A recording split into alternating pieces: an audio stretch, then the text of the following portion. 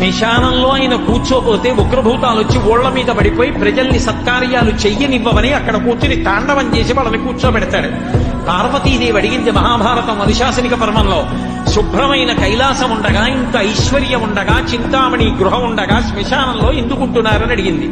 అడిగితే ఆయన చెప్పాడు, పార్వతి బతికున్న నాళ్లు అన్ని చోట్లకి వెడతారు, ఏమీ తోచట్లేదు, శ్మశానానికి వెళ్ళొద్దామని ఎవరు రారు పార్వతి.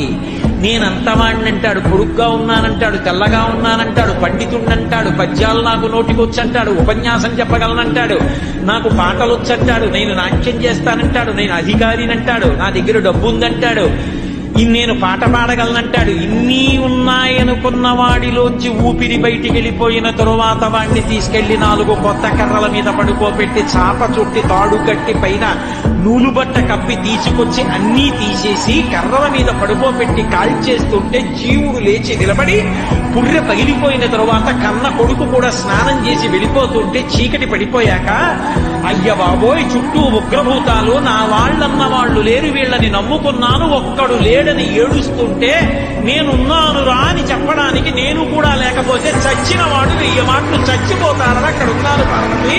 నా కర్మకాలం